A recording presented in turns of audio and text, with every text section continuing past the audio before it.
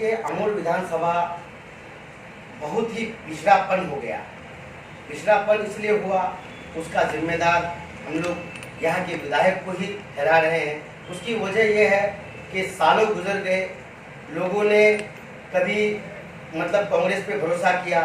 लोगों ने और भी दीगर पार्टियों पे भरोसा किया। बहुत दिनों तक लोगों की ये अरमानें रही, लोगों ने इरादा किया कि नहीं, हम आज उन पे भरोसा करेंगे, मेरा काम ये हो जाएगा, मेरा अमूल विधानसभा का बदहाली, मेरे अमूल विधानसभा की बदहाली को फलाना विधायक दूर कर लेगा, फलाना विधायक दूर कर लेगा। लेकिन किसी से ये उम्मीदें पूरी नहीं हुई, जिसकी वजह से हम लोगों अमूल की विधानसभा की बदहाली को देखते हुए और हमारा हक जो छीना गया है, हमारा हक जो हमसे छीना गया, उसको पूरा करने का पूरा प्रयास करके उसको पूरा करने का इरादे के साथ हम लोग राजनीति की दुनिया में हम आए हैं। सर, आप विधायक जी को बदहाली का जिम्मेदार ठहरा रहे हैं, क्योंकि अभी जलील मस्तान साहब पहली बार नहीं है, तीसरा टर्म चल रहा है, नहीं छठा चरण चल रहा है। तो कहीं ना कहीं यहाँ की जो अवाम है उनको वोट देती है, तभी वो जितने का काम करते हैं। तो आप कैसे विधायक जी को आप ये कर सकते हैं, क्योंकि वो काम किए तभी तो उसको वोट मिला है। देखिए, आवाम के पास जो है कोई ऑप्शन नहीं था, आवाम के सामने में कोई ऐसा चेहरा नहीं आ रहा था जिसको आवाम चुने। आज एमआईएम के रूप में एक ऐसे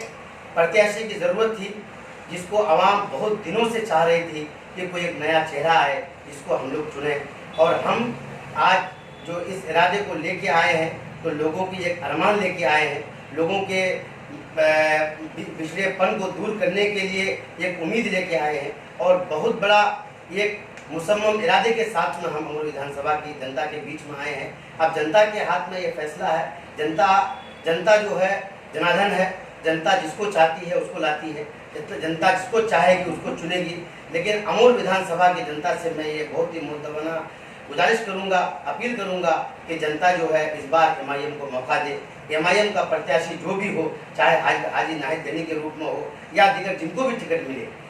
भी टिकट मिले, एमआईएम जिनको लाके खड़ा करे, एमआईएम जिनको इलेक्शन लड़ाए, उनको वोट दे, उनको इस बार मौका दे। इस बार मौका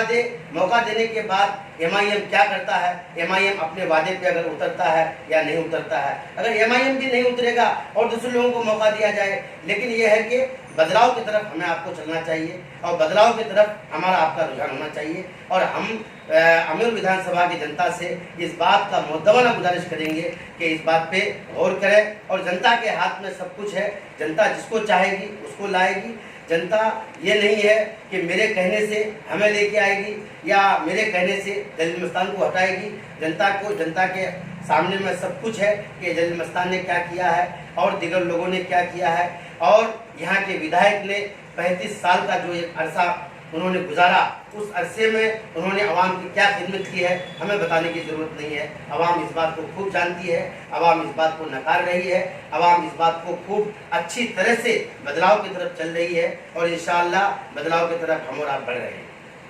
सर, आप राजनीति में आए, इसका मकसद तो आप बता दीजिए। लेकिन जब राजनीति में आदमी जब आता है तो चाहे तो वो आरजेडी चुनता है या फिर भाजपा चुनता है या फिर कांग्रेस चुनता है, लेकिन आप ऑल इंडिया मजलिस इत्तेहादुल मुस्लिमीन क्यों चुने, इसको बताइए। देखिए, ऐसा है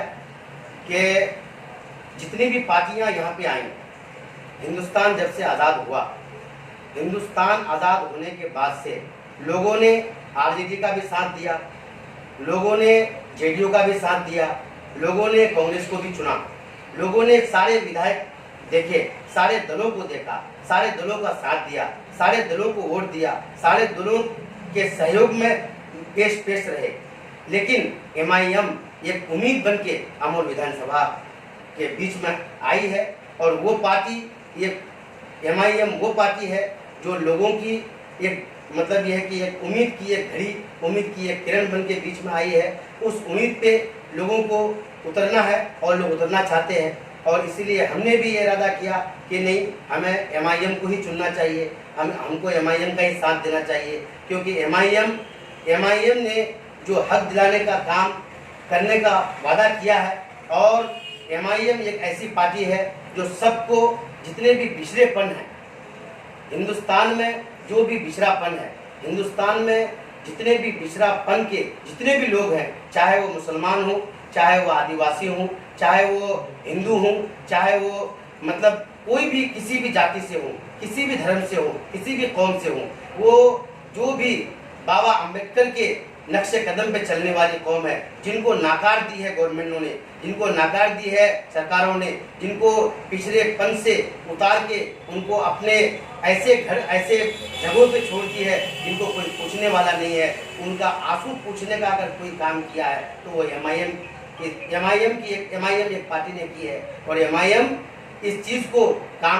को करने का मुकम्मल इरादा रखती है। और इंशाअल्लाह हम भी इस चीज़ को मुकम्मल करेंगे और इंशाअल्लाह हम लोग सबको लेके चलेंगे। सबका साथ हम लोग का होना चाहिए और ऐसा नहीं है कि एक मुसलमानों का साथ हो या मतलब मान लीजिए कि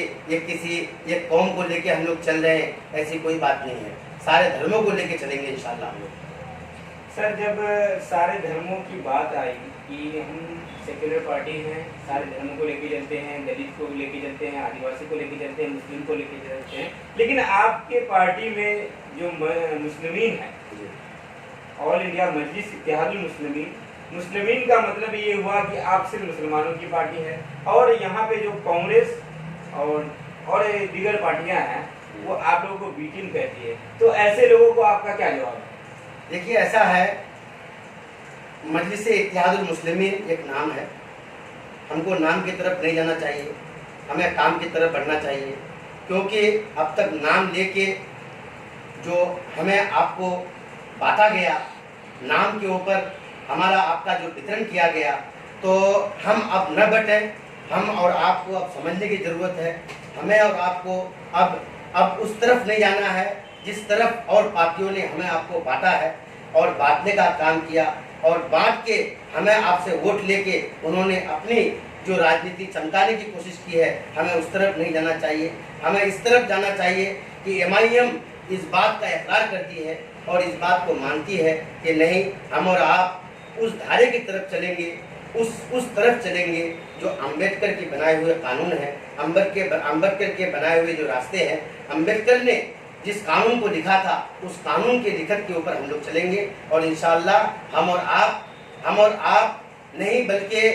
पूरा हिंदुस्तान इस चीज़ को मानता है कि एमआईएम उस चीज़ पे नहीं चल रही है जिस चीज़ पे लोगों की बांटने का सोच है। हम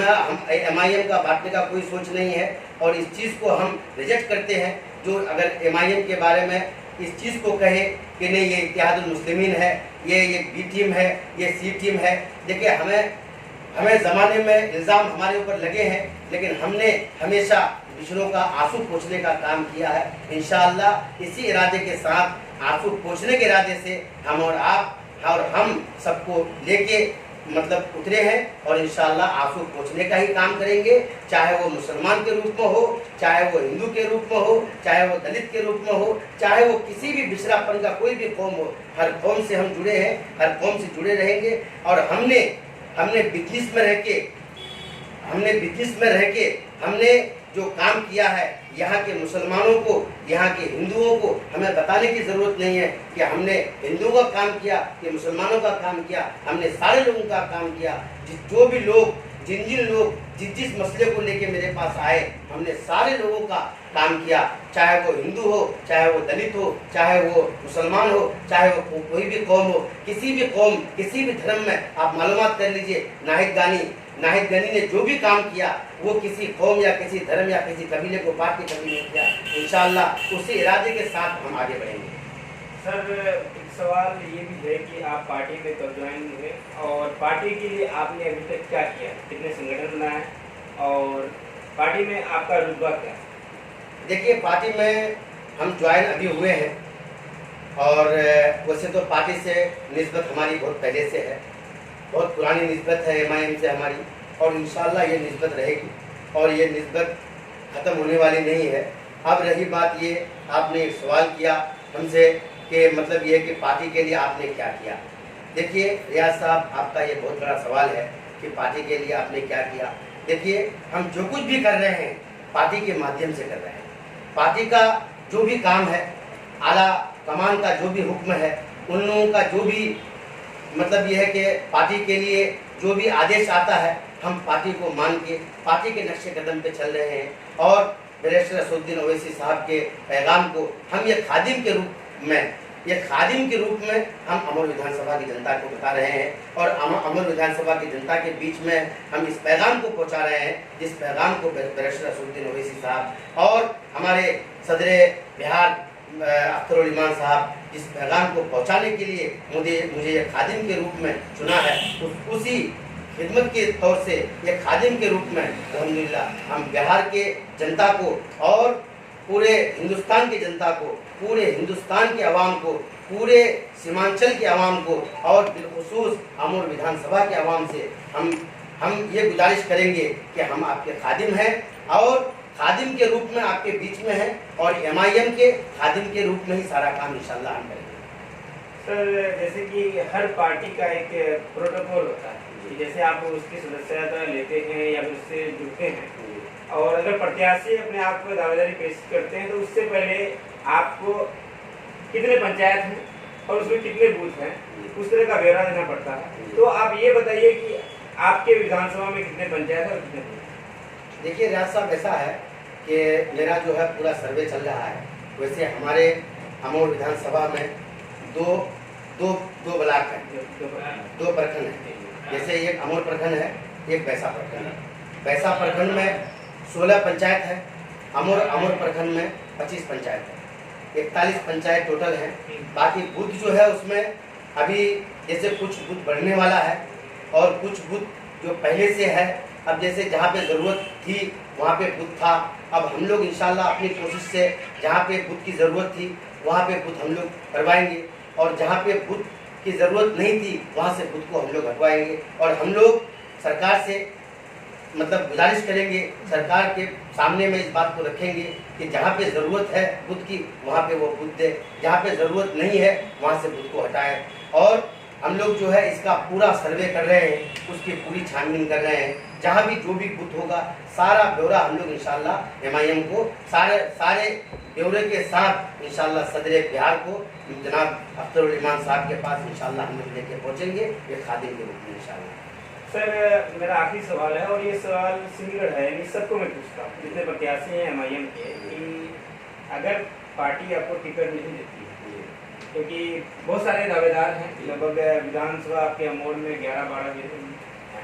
तो ऐसे में अगर पार्टी आपको टिकट नहीं देती तो अंतिम क्षण में आप क्या कीजिएगा? पार्टी के साथ खड़े रहेंगे या फिर बागी होकर के आप दूसरा पार्टी ज्वाइन करेंगे या फिर निर्दलीय इलेक्शन लड़ने का काम करेंगे? देखिए रियाज साहब ऐसा है, ये बहुत कठिन सवाल है आपका मेरे लिए, लेकिन मैं आपको बताता चलूँ कि हाजी नाहिद गनी मेरा नाम है। मैं बैसा का निवासी हूँ और रोहटा में हमारी ऑफिस है, हम रोहटा में रहते हैं। लेकिन मैं आपको एक चीज़ बता दूँ कि